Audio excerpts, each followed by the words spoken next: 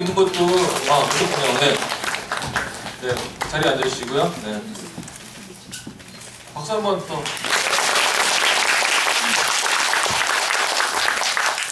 알고 계실 테니까 소개는 생략하도록 하겠습니다. 바로 시간을 줄이기 위해서 질문으로 들어가도록 하겠습니다.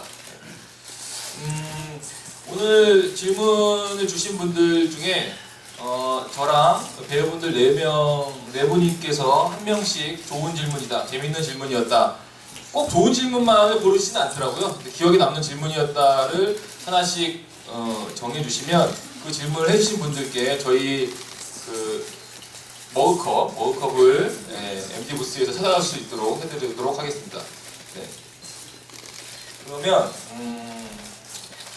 아까 여기 나왔던 어제랑 중복된 질문이긴 한데 간단하게 제가 먼저 몇 가지 질문을 답을 해드리고 배우분들 질문으로 넘어가도록 하겠습니다. 둥지님께서 질문하신 1막에서 동시적 불륜, 모텔 신의 동선에 혹시 어떤 의미가 있는 건지 궁금합니다. 기본적으로 연사는 좀 참가해요. 살짝씩만 한 컷씩 정성스럽게 다다다다는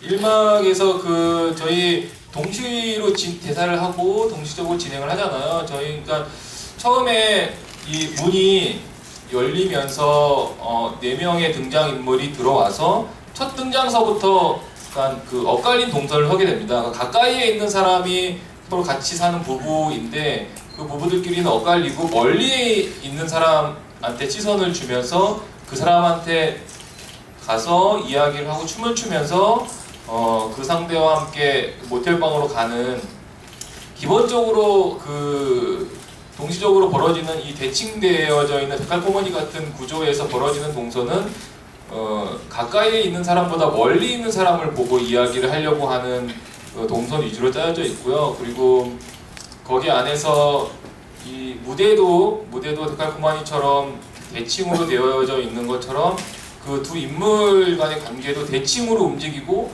그리고 거의 동시적으로 겹치는 말들이 많고, 그래서 그 말들을 할 때의 관계들은 서로 똑같은데 그 말의 의미나 그 상황이나 서로의 심정은 다른, 이런 것들을 의도적으로 좀 형식적으로 동선을 cas고요. 그렇게 해서 이 공연을 보는 관객들로 하여금 좀 구조적인 재미와 함께 그 대사 겹치는 부분, 그리고 두 부부 간에 벌어지는 이야기들을 원래는 그렇게 안 했으면 좀 더 복잡했을 거예요. 한눈에 어떤 식의 구조인지 관계인지 알 수 있도록 좀 배치를 한 게 연출적인 의도로 동선을 짠 거입니다. 그리고 동준님께 두 번째 질문이 있었는데 배우분들께 할게요. 사라와 발레리, 어제도 똑같은 질문이었는데 사라와 발레리 그 면담씬에서 서로 알고 있었는지, 이거 배우마다 틀릴 수 있으니까 이거 대답이 한 번씩 물어보겠습니다. 네, 틀려도 됩니다. 마음대로 하고 있어서. 어제도 계속 연출은 이렇게 생각했는데 나는 아닐까, 이런 대사들이 속출했고. 그럼 저 같은 경우는 아직 확실히 사라인 거를 아는 게 아니라 그냥 의심하고 어느 순간 이 여자일 거라는 망상을 하는 것 같아요. 그러면서 확인을 자꾸 유부남이냐 뭐냐 질문을 하면서 그렇게 찾아가고 있는 거지. 이 여자가 맞나 아닌가? 그래서 확실한 건 아니지만 의심하고 있는. 네. 저도 이거 진짜 고민을 많이 했었는데 알고 보면 진짜 너무 확실해가 아닌가. 저희 극 안에 지금 화를 부르고 있는 캐릭터로서 약간 저의 종합적인 잣대로 캐릭터를 이해하기에 여러분 좀 힘들어요. 그래서 그런 생각을 했는데 희석 오빠랑 이제 집에 가면서 뭐 그런 얘기를 했었어요. 근데 이 극 안에 모든 사건들이 사실 정말 다 우연히 일어나는 거거든요. 그래서 이거를 어느 순간 알고 나는 것 같다라고 얘기를 했는데 그건 마치 왜 하필 제인이 그날 창밖에서 리뷰 받고 왜 그 블로그를 이 남자가 해변에서 발견했고 이런 것처럼 왜 하필 사라가 이 발레리의 사무실에 찾아간다는 건 그냥 우연으로 시작을 하고 상담하는 과정에서 저는 정말 괴로운 상담을 하러 갔는데 이 상담사가 저를 너무나 싫어하고 모든 게 다 너 때문이야 막 이렇게 얘기하는 거에 도대체 이 아줌마가 왜 이러지? 이런 생각해서 이 여자가 그 여잔가? 약간 이런 우리 둘 다 얘기 속에서 약간 서로를 거의 이제 대입시켜서 그렇게 진행을 하고 있어요 지금 현재. 네. 맞나요, 줄리? 맞습니다. 네.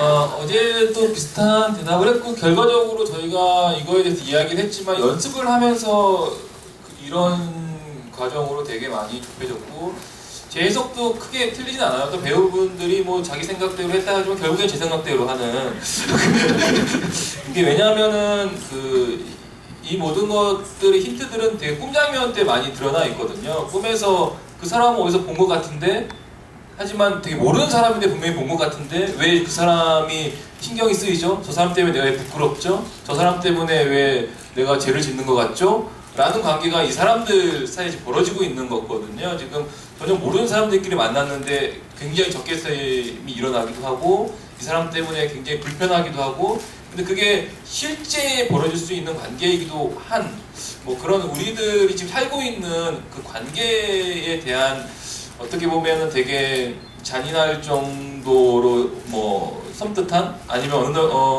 이런 관계가 아님에도 불구하고 불편한 그런 관계를 좀 꿈에서 이미 보여주지 않았나라는 생각이 좀 듭니다. 제가 그런 설명을 해드리면 자, 그 다음 수빈님께서 질문한 레오는 존을 피해자의 가족으로 생각하며 처음 찾아오신 것인지 아니면 용의자로 생각하면서 온 건지 네. 그런 부분에 대해서 얘기를 많이 했었는데 사실 그날 오는 거잖아요. 그날 그 실종된 날 새벽 4시, 5시 뭐 언제 하여튼 뭐 그 근반 그래서 사실 이렇게 빨리 이 사람을 물론 용의 선상에 있기는 하지만 이 사람이 진짜 범인이라고 생각을 하고 들어올 수 있을까에 대한 부분을 이제 조림하고 얘기를 했었는데 그 과정, 대화하는 과정에서 약간 이 사람의 태도나 그런 것들을 보면서 용의자라고 생각을 어느 정도는 하고 들어오지만 태도를 보고 약간 레오는 그냥 확신을 한 것 같아요. 근데 사실 범인은 아니잖아요. 그냥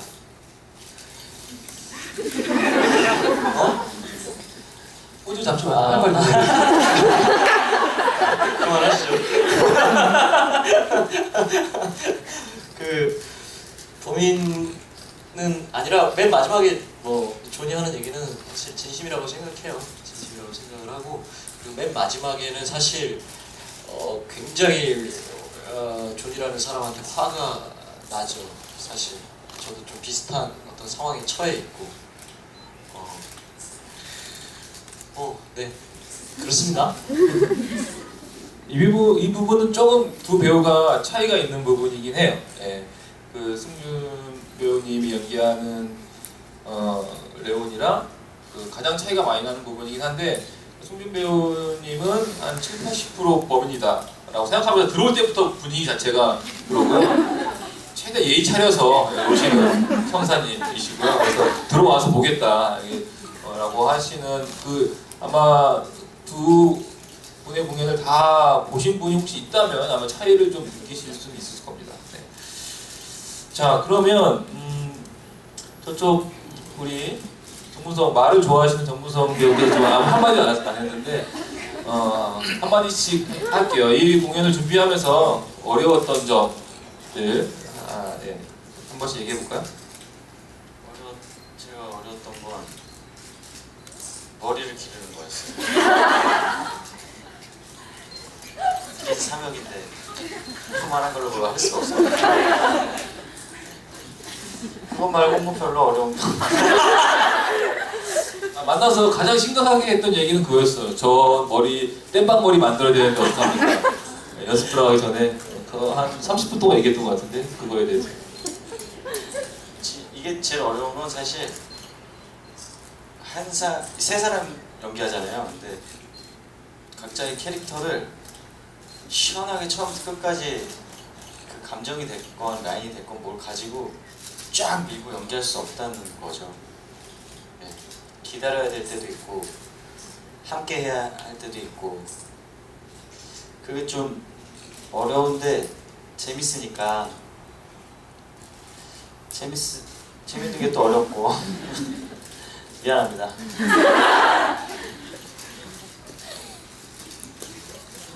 더 얘기해요.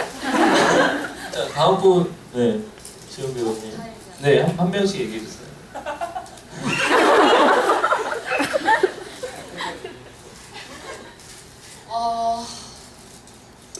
저는 뭐 지금도 고민을 하고 있는데 그 오빠가 말한 부분은 뭐 여지없이 오늘도 어렵고요. 그냥 머리에 정말 뭐가 씌인 것처럼 매일 공연하기가 너무 힘들어요. 근데 지금도 고민하고 있는 거는 그 제인과 사라라는 두 인물에 대한 고민이 제일 많은 것 같고 어떻게 이 사람들이 가지고 있는 그 마음을 관객 여러분들한테 이게 화를 부르지 않고 잘 이해시킬까? 속 얘기 다 있거든요. 제인도 분명히 뭔가 부족한 게 있고 사라도 그게 있는데 표면적으로 너무 화를 부르다 보니까 그것들을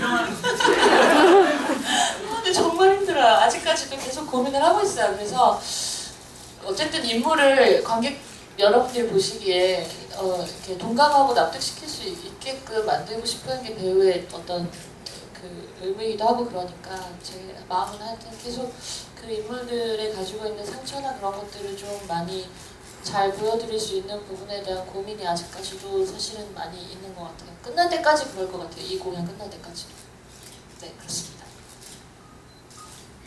저는 연습실에서 좀 여러 번 했던 말인데 도대체 쉬운 게 없다고 이 작품은 정말 뭐 하나 쉬운 게 없다 이 얘기를 많이 했었어요. 근데 아까 문성 배우님이 하신 말씀이랑 같이 제 감정 제 호흡대로 가고 싶은데 같이 가야 되는 부분, 기다려야 되는 부분들이 많다 보니까 그런 것들이 힘들고 저는 개인적으로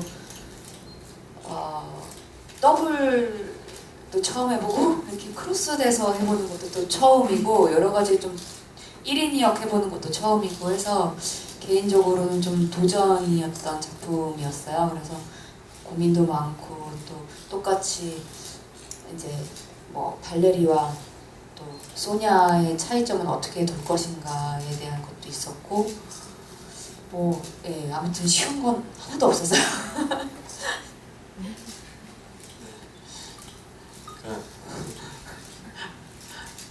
정말 제가 여태까지 해온 작품 중에 가장 어려웠던 작품 중에 하나인 것 같아요. 그러니까 이게 일상적인 어떤 대화를 하는 방식의 공연이 아니라 심지어 연기를 진짜로 말 그대로 연기를 하다가 이들 다른 두 배우가 또 연기를 하면 또 우리는 아무것도 안 한 상태에서 그 호흡을 또 계속 유지하고 있어야 되고 또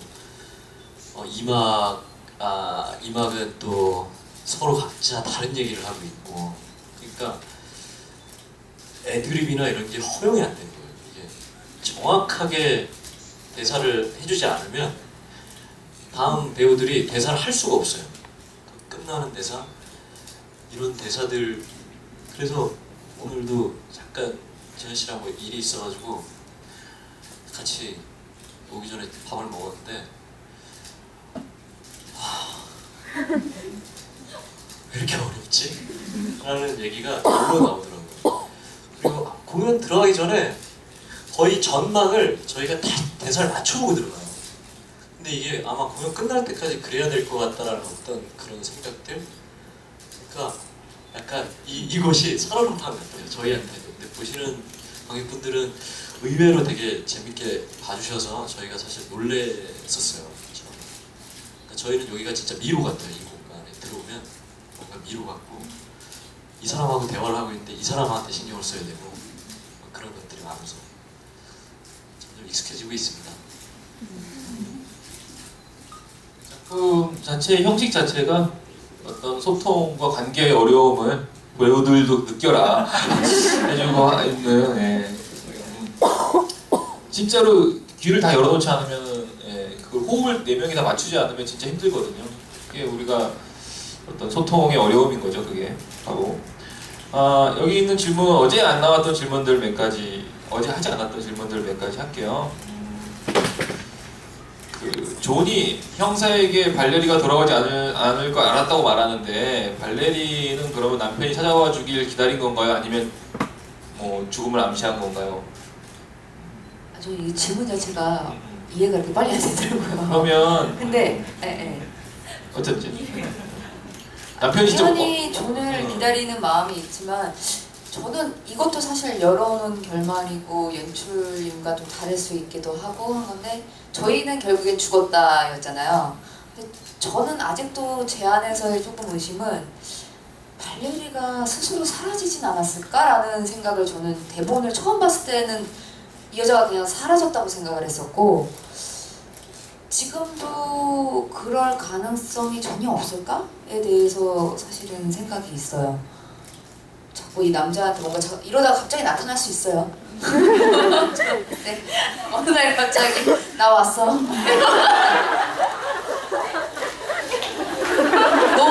너무 싫어해.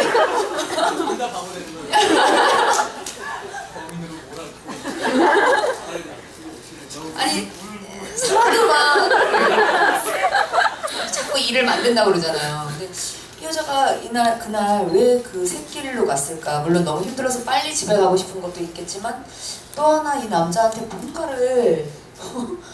뭔가 또 나를 봐줘라는 걸로 거기를 가지 않았을까? 그리고 또 전화를 해서 막 오지 않았을까? 막 아직도 뭐 이런저런 생각이 계속 있어요.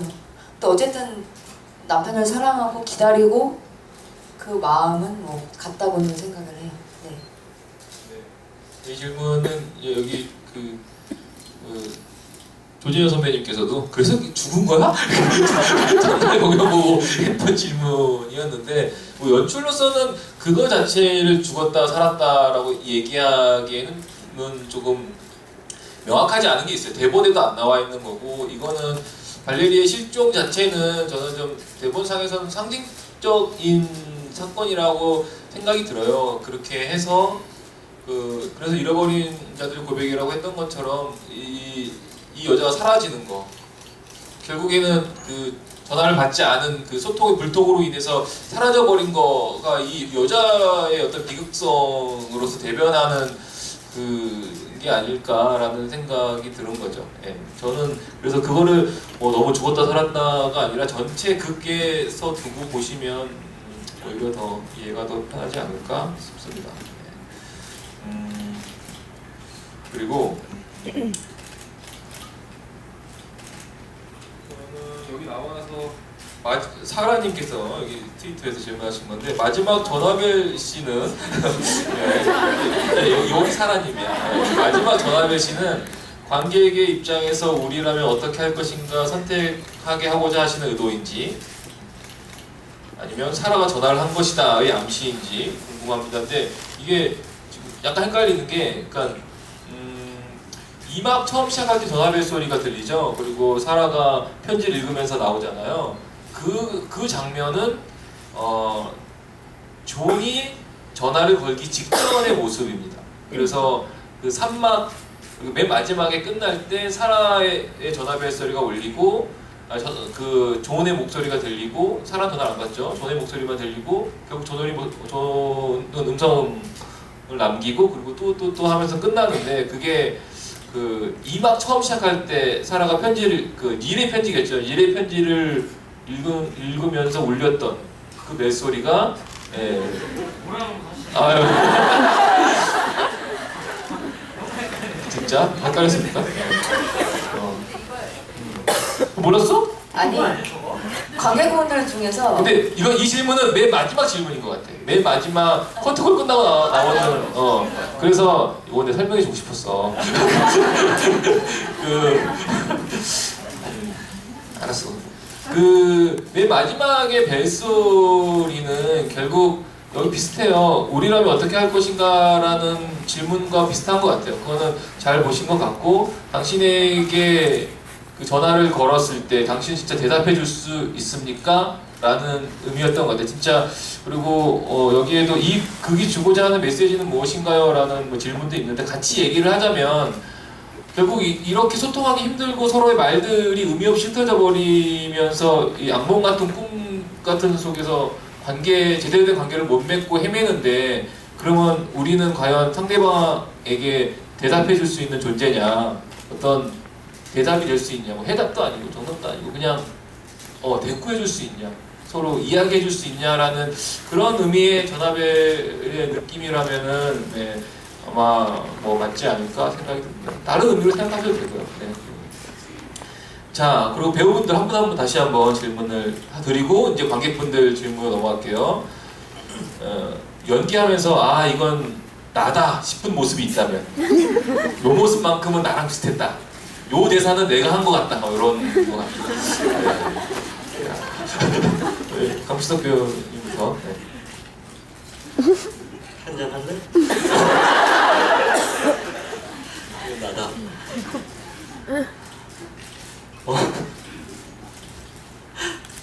끝인데요?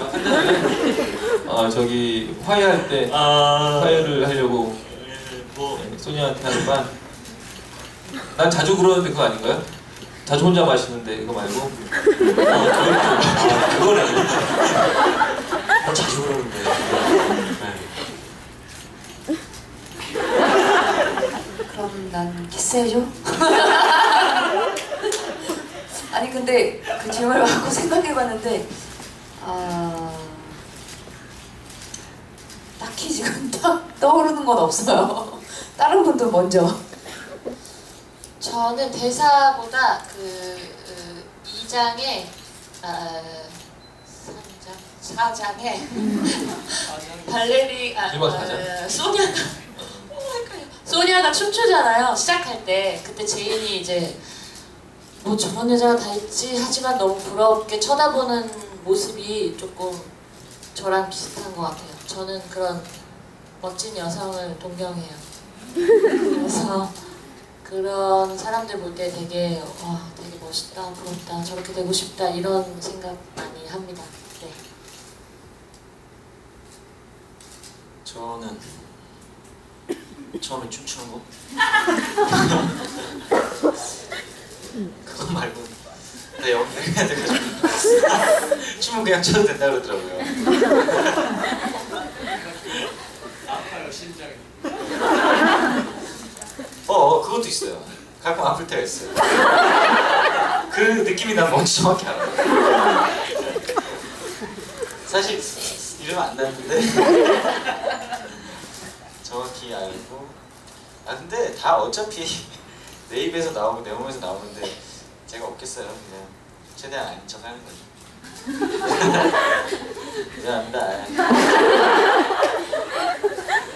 자, 그럼 여기 계신 분들의 현장 질문을 받아보도록 하겠습니다. 자, 질문하신 분들 손 들어서 질문하시면 답을 해드리도록 하겠습니다. 네. 보다가 잘 이해가 안 가서요. 이막에서 꿈 장면에서 다른 인물들은 좀 이해가 가는데 이기 이해 안 하시죠? 네. 이해하시죠? 그래서 얘기하는 지금 뭐야 대체 여기서? 처음 나온 소개가 안 나는데 처음 나오는데 이해가 좀 안 가. 일 보지도 않고서 이하고 니를 만난 적도 없는데 참 대답해 주세요. 잠깐만. 연출님이 대답해 주셔야죠. 아니, 배우가 생각한 거부터 이제 나 사실 이 부분이 이막을 처음 연습할 때도 이 꿈장면 연습할 때 닉만 사실 여기에 이 얘기를 하는 게 너무 이상하다. 근데 배우는 오직 하겠어요. 이게 갑자기 막, 야, 뭐 캐슬시티 백수예요 막 이러다가 갑자기 이런 꿈을 꿔요. 얼마나 힘들겠어요. 갑자기 막 거친 숲을 지나서 막 얘기를 하는 게 그래서 물어봤죠. 근데 오늘 안 그래도 그 얘기를 그 분장실 안에서 했어요. 꿈 장면을 너희들은 어떻게 바라보고 있냐. 근데 각자 인물로 바라보고 있다는 거예요. 그럼 나는 어떻게 하라고? 아니 그래서 연출님한테 제가 이걸 어떻게 내가 바라봐야 사실 이 연기를 할 수 있겠냐. 그러니까 사실 네 캐릭터를 생각하지 말고 이건 하나의 장면이라고 생각을 해줘라.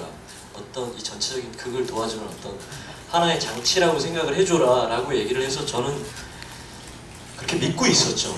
근데 오늘 이렇게 얘기를 나눠보니 저는 사실 그렇게 하고 있었거든요. 니글은 도저히 할 수가 없어요.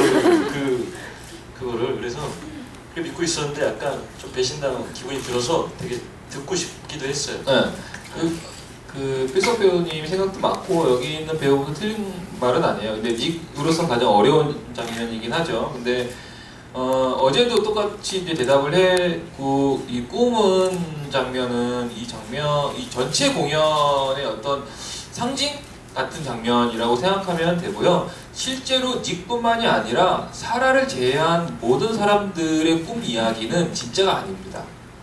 왜냐하면 이 꿈 이야기를 해줄 상대가 없어요.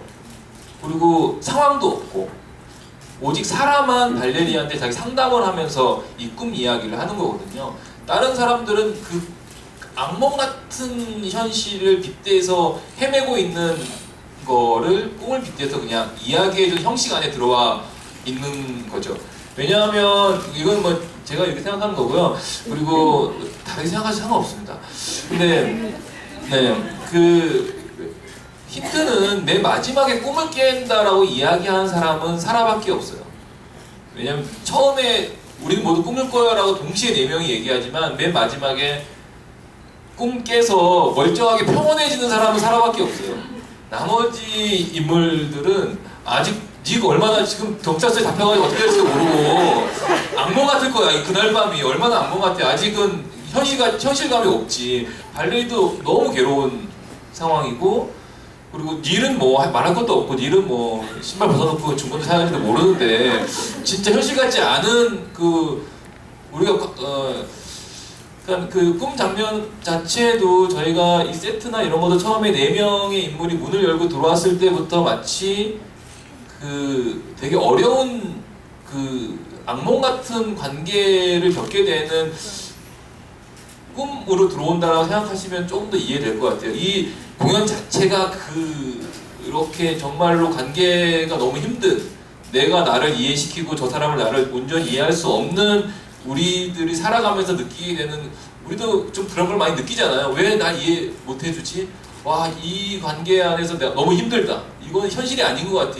이런 고통들을 우리가 겪게 되는데 전체적인 공연이 그걸 이야기하고 있고 꿈은 그걸 아예 함축적으로 직접적으로 보여주는 거라고 생각하시면 좀 더 이해가 될 거고 사라는 그거를 상담하는 여자이기 때문에 이건 꿈이다라고 인식을 하고 사라야말로 사라는 그냥 현실이 꿈인 여자인 것 같아요. 그래서 그런 꿈도 깨고 뭐 아예 관계 자체를 이상하게 맺는 여자니까 혼자만 꿈을 깨는데 다른 사람들은 왜냐면 맨 마지막에 평온해요. 사라는 조언의 전화를 받지 않는 모습조차도 마치 꿈결처럼 종이를 날리지만 그 모습 자체는 굉장히 평온하거든요. 근데 다른 사람들은 너무 괴로운 거죠.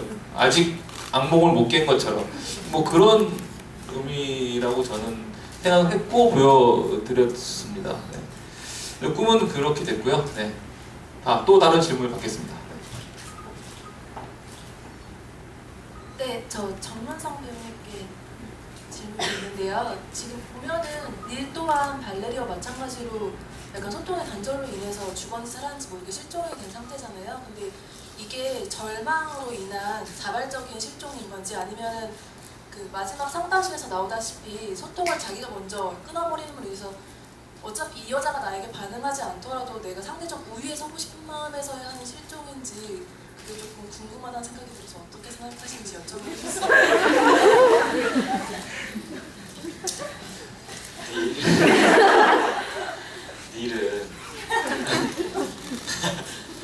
닐은 너무 가슴이 아팠을 거예요.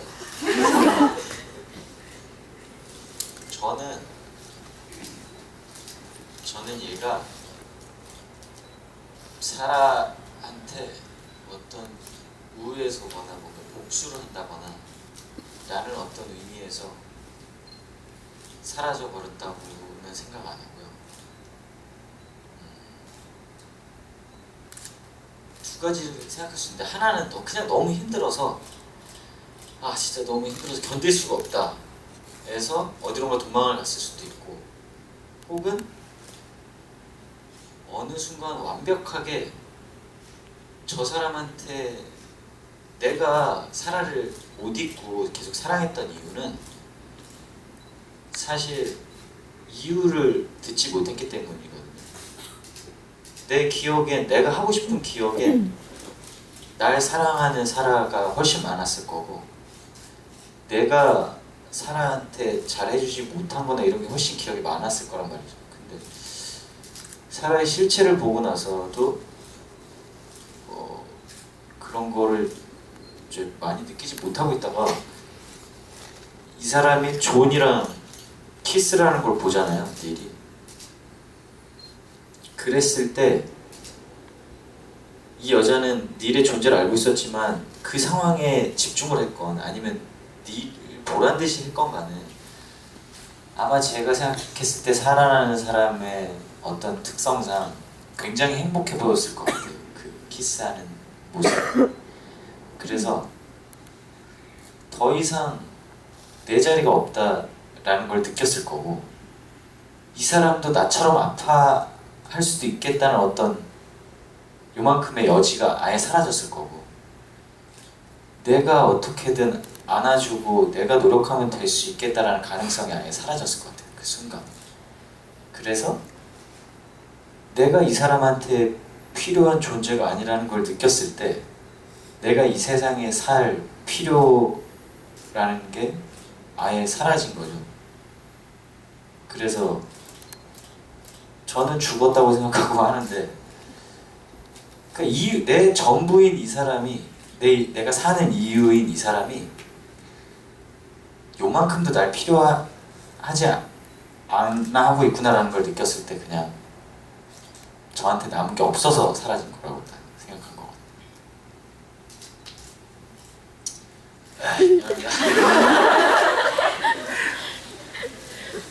네. 잘못했으니까 충분한 대답이 됐을 거라고 삽니다. 네, 생각합니다. 다른 질문. 네.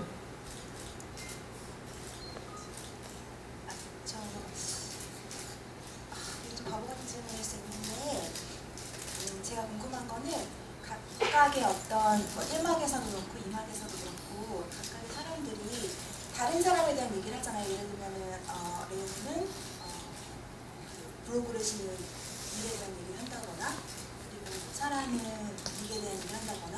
근데 그 사람들, 제가 그걸 보면서 제일 궁금했던 거는 왜 그 사람들이 전혀 상관없는 사람들이 이야기를 하는지, 그게 참 궁금했거든요. 거기서 얘기를 하면서 그 사람들의 얘기가 잊혀지지 않는다고, 왜 그 다른 사람들에 대한 이야기에 대해서 관심을 갖고, 그리고 그거에 대해서 깊은 인상을 받는 건지, 그게 좀 궁금했어요. 제이는 왜 그 얘기하죠?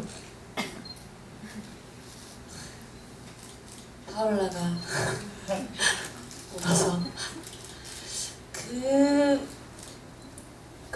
제이는 그 문제가 분명히, 그러니까 바람은 결과적으로 레온과 제이는 바람을 완벽하게 피고 둘은 완벽하게 피지 못하지만, 저는 그게 했다 안 했다의 중요성보다는 그렇게 된 관계가 이미 틀어져 버린, 넷 다 문제가 있어서 사실은 그 관계가 틀어졌다고 생각을 하거든요.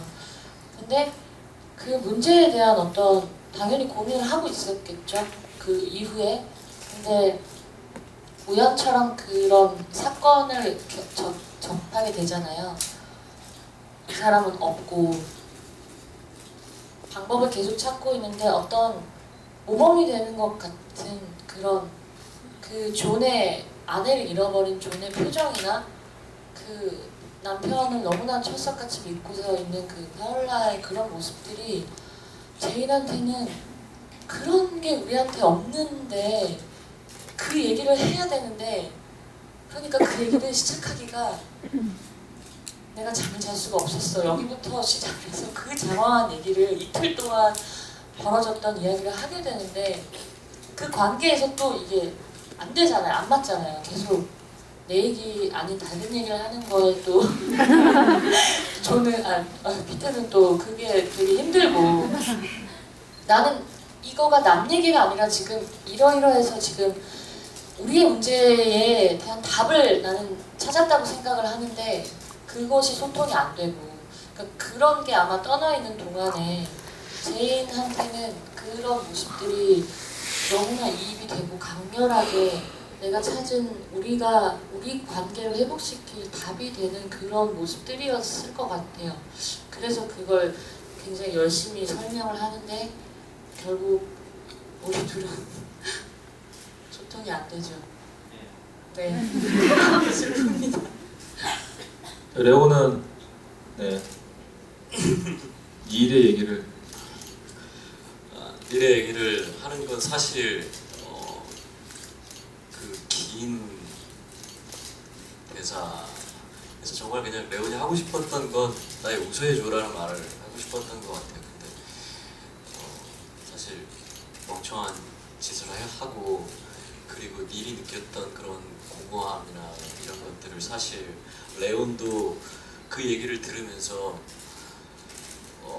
사실 어떻게 보면 정말 내가 너무나 사랑하는 소냐를 잃을 수도 있겠군 그런 어떤 잃었다는 어떤 것에 되게 이입을 했던 것 같아요. 처음에는 여보 나 미안해 한잔 할래? 여기 막 재미있게 막 얘기를 하다가 자기도 모르게 뭔가 그냥 이렇게 빠져드는 것 같아요. 자기한테.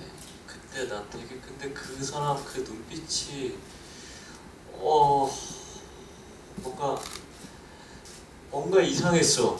그래 그 사람 너무 보고 싶었어. 왠지 모르게 내가 그 사람한테 그렇게 욕을 퍼부어댄 것도 모르겠는데 지금 생각해보면 내가 그렇게 그 사람한테 욕을 퍼부어댄 건 네가 옆에 없어서 그랬던 것 같아. 그래서 내가 답답해서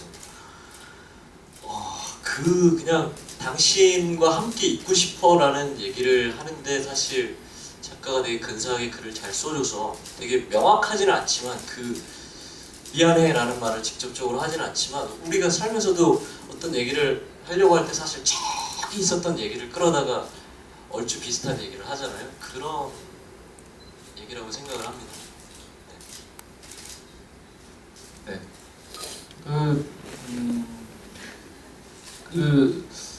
쉽게 이야기를 하면 작품의 전체적으로 이야기를 한다면 우리는 관계라는 어려움을 겪으면서도 어쩔 수 없이 관계를 맺어야 하고 타인에 대해서 어떤 식으로라든 영향을 받을 수밖에 없는 사람들이다라는 거를 다른 사람을 통해서 자기 문제를 해결하려고 하는 모습들을 통해서 보여주려고 하는 것 같아요. 작가의 의도는 이렇게 관계들이 어려운데 그런데도 이거를 뭐 다 단절하고 살 수 있냐?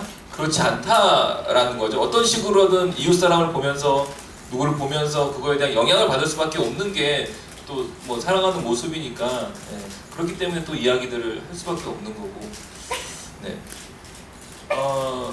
또 두 질문을 두 분의 질문 지금 제가 미리 손을 이분들 전에 여기 아까 아가사 파는 다비님이 오셨어 오늘. 네, 오셨어. 이분의 질문이 하나 있어요. 아가사를 파는 거는 파는 게 아니라 파는 거겠죠? 네, 이게 뭐냐면 이거 질문이 어려워요. 이막에서 꿈 얘기를 할 때 그들의 꿈이 예지몽이라는 느낌을 받아요. 맞나요? 글쎄요. 만약 예지몽이 맞다면 이막에서 닐의 체유를 지켜봤는데 함구한 인물이 되는 건가요? 이 질문이었어요. 다시 한번 말씀드리죠. 만약에 그게 예지몽이라면 그렇겠죠. 하지만 저희의 해석은 그렇지 않습니다라는 걸 다시 한번 말씀드리고 싶습니다. 네, 이 질문은 이제 한번 얘기를 했어야 될 것 같아서 하고 두 분의 질문을 더 받고 마무리를 하려고 합니다. 네. 자, 앞에 드시는 건가요? 네. 아, 네. 이거는 그냥 제가 사실 저 공연을 볼 때 발레리에게 이입을 해서 본 적이 근데 발레리 배우님께서 대표해 주실 수 있는 건지 모르겠는데요. 그래서 공연을 보다가 이 인물들이 하는 말을 다 믿어도 될까라는 생각을 잠깐 했었거든요. 그러니까 닉이 정말 발레리를 데려다 주려고 했던 게 맞을까? 발레리는 정말 정신적으로 아픈 사람일까에 대해서 의심을 조금 했었어요. 혹시 진짜 뭐 발레리를 닉이 죽였다던가 아니면 발레리는 아프지 않은데 저희 존이 발레리를 아픈 사람으로 몰고 갔다던가 뭐 이런 부분에 대해서 혹시 생각해 보신 적이 있으신지? 제가 닉입니다.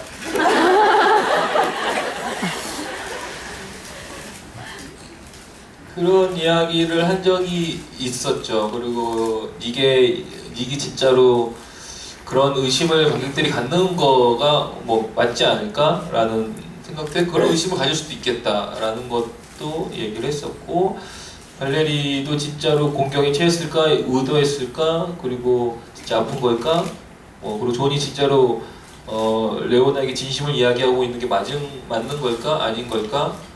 근데 이거는 진짜로는 뭐 정답을 우리가 여기서 얘기할 수는 없는 그런 것까지도 의심할 수밖에 없는 왜 서로의 말들이 다 그런 말들, 현재 우리가 이 제목에서 주는 것처럼 알 수 없는 말들로 소통의 부재를 겪고 있는 거기 때문에 그런 의심을 하는 것도 저는 틀린 생각은 아니라고 생각합니다. 또 다른 이제 한 분의 질문만 더 받겠습니다. 네, 저 뒤에 네.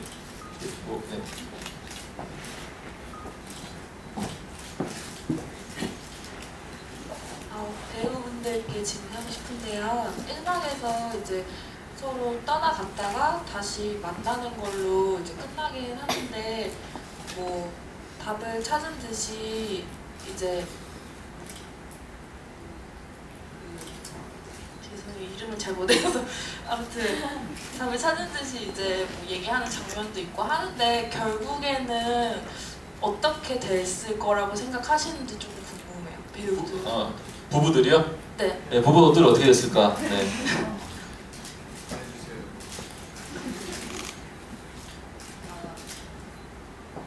소니아와 레오는 끝에 화해의 춤을 추잖아요. 이 장황한 얘기를 듣고 그 안에서 소니아는 레온의 마음을 알아챘고 또 이 사람이 안쓰럽고 그 신발을 가져왔다 이런 것들이 이 사람이 저를 사랑하는 마음을 알게 되고 용서하는 거죠. 네, 저희는 그렇습니다. 결정을 그렇게 해야 되는 거구나. 이게 한 사람 안 한 사람, 안 한 사람들이 해줘야 되는 거야. 지금 제일 덜 지은 사람들이.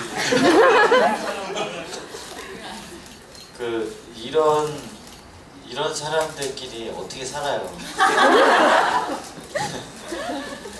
근데 그렇게 살잖아요, 다.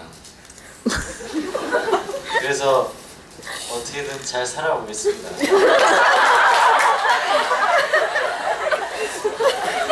여러분 어떻게 됐을지만 너무 궁금해하지 말아주세요. 미안하게 됐습니다. 자, 그럼 정문성 배우가 말을 한 김에 한 분씩 마지막으로 그러면 오늘 찾아주신 분들한테 한 분씩 하고 저희 관객과의 대화를 정리하도록 하겠습니다. 네.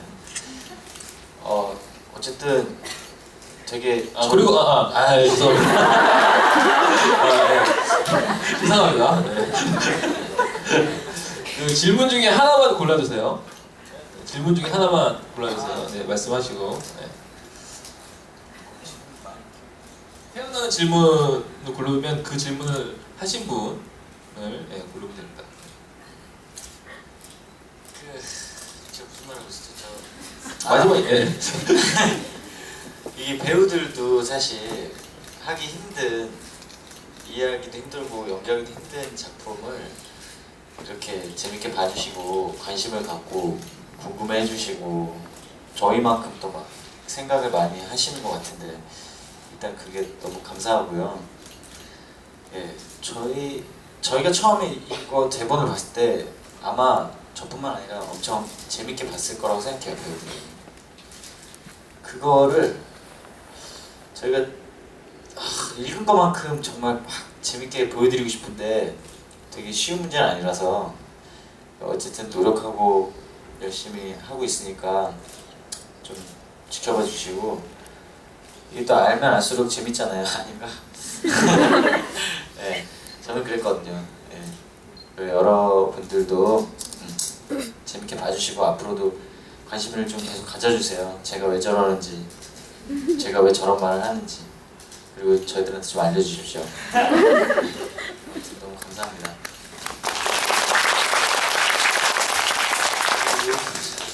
질문 어디 가세요? 저분이요. 지금 하나 질문하십시오. 네. 안녕하세요.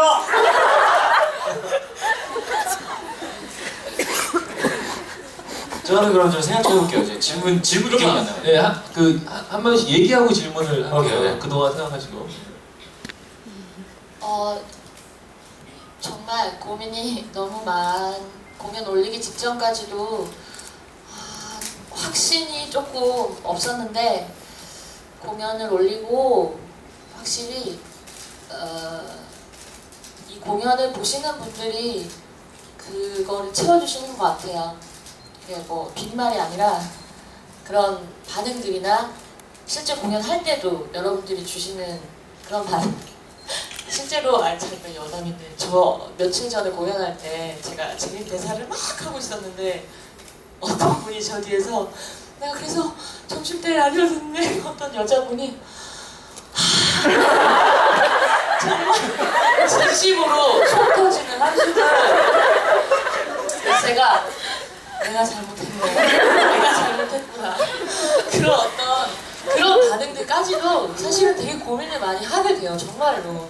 근데 정말 그거는 배우한테 너무 중요한 거거든요. 그래서 여러분들이 막 웃어주시고 반응해주시고 막 이런 부분들이 우리가 찾지 못했던 어떤 부분들을 또 찾을 수 있게 만들어주는 것 같다는 생각이 정말 많이 들고, 그래서 더 생각을 많이 하게 되고, 그러니까 내가 생각해야 될 부분들이 어떤 지점인지도 또 많이 알게 되고, 그리고 답도 좀 많이 찾게 되고, 그리고 그러니까 이걸 우리가 다 채울 수 있는 건 아니고 또 보시는 여러분들이 이 질문지 주셨던 것도 되게 새로운 해석들도 있고 되게 이 작품을 정말 다양한 시선으로 많이 봐주신다는 거에 조금 이 작품이 그래도 보시는 분들로 하여금 많은 생각하는 거리를 만들어주는 작품이구나 해서 너무 이렇게 막 물론 어렵지만 너무 이렇게 막 찌그러져 있는 게 아니라 좀 그래서 이제 조금 재밌어지는 것 같아요. 작품이 한 지난주까지는 막 어떻게 해야 되지, 막 어떻게 보시는 건가 막 이랬는데 조금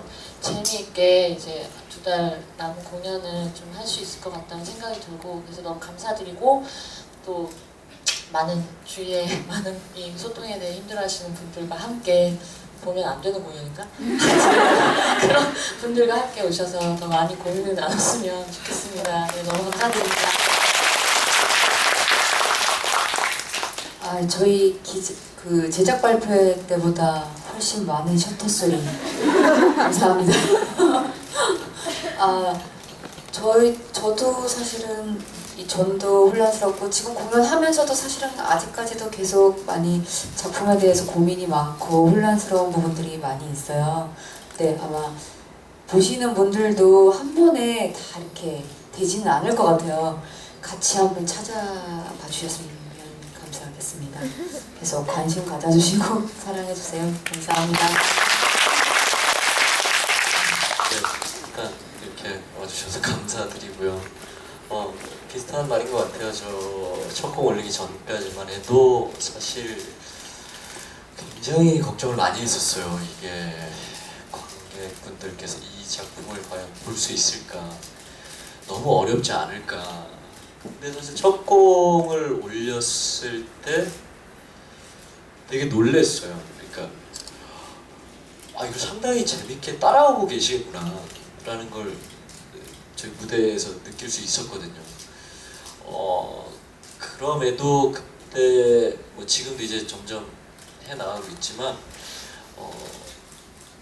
그런 기운을 받아서 어떤 좀 이 무대에 대한 어떤 자신감이나 확신이 조금은 생긴 것 같아요. 네, 생각보다 그렇게 어렵지 않구나. 그러니까 무대에 있는 저희들은 사실 너무 어렵게 하고 있지만 막상 이렇게 볼 때는 그렇게 어렵지 않구나라는 생각이 들어서 너무 좋더라고요. 너무 또 감사드리고 앞으로 이제 시작인데 많이 좀 응원 부탁드립니다. 감사합니다.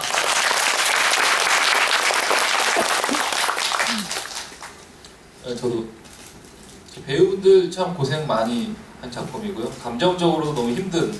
그냥 쭉 그냥 길게 그냥 쭉 연결해서 가면 좋은데 계속 끊거나 남과 호흡을 맞춰야 되거나 이게 본인이 할 수 있는 연결을 마음껏 할 수 없는 장치들이 있어서 그런 면에서 서로 맞춰가는 과정이 굉장히 힘들었고 그런 면을 또 잘 해주신 배우분들께 감사드리고요. 이 공연은 끝나고 나서 굉장히 마음이 따뜻해지거나 이렇지 않습니다. 네, 솔직히 불편한 마음이 들 거예요. 근데 그 불편함을 가만히 생각해 보면 아마 내 마음속에 저런 불편함 그게 진짜 솔직한 게 아닐까라는 생각들이 좀 있을 수 있는 공연이고요. 그거에 대한 걸로 인해서 뭔가 더 가져갈 수 있으면 좋은 공연이겠다. 그래서 관객들과 함께 이렇게 이 작품을 완성시켜가는 과정이 굉장히 의미가 있었으면 좋겠다라는 생각을 하게 됩니다. 네. 마지막으로 한 분씩 이제 그 질문들 생각나는 질문들 하나씩 해서 저 먼저 얘기하면 여기 트위터 사전 질문에 둥지님 오셨죠? 네, 이거 어제도 보여드렸기 때문에 둥지님께서 하신 동선의 의미와 손 한번 들어주시겠습니까? 네, 저분 뭐 이따가 네. 그다음 질문 하나만 골라주세요. 질문. 네. 오늘 나왔던 질문. 네, 여기 계셨던 분들. 저는 개인적으로 제가 그 꿈 장면이 저의 오해가 아니었구나 그럴 수 있어서 저는 네. 양심껏 찾아가세요. 안에 다 있고 아닌데 찾아가지 마시고. 네. 저는 아까 의심. 네. 네. 알겠습니다. 그다음 저는 아까 그 제인하고 레온이 왜 긴 얘기 그렇게 하는지 여쭤보시 드리겠습니다. 아 이게 저기 한 분씩 다 드리는 거죠? 네, 5개 드립니다. 아 나는 네, 내가 선택해야 되는 줄 알았네. 아 잠깐 신이 났었는데. 그러면은 저기 아까 저기 뭐야 저한테 누가 질문을 하셨던 분 계시잖아요. 저 안경 쓰신 분. 니일이 왜 복수하려고 그러는 거냐 죽었냐. 이런 그거를 되게 고급지게 말씀해 주시네요. 아이디가 어떻게 되시죠? 알겠습니다. 네, 오늘 그분들께서 나가실 때 MD 부스에서 머그컵을 찾아가시면 되겠습니다. 자, 그러면 너무 감사드렸고요. 저 인사하면서 관객과의 대화 마치도록 하겠습니다. 감사합니다.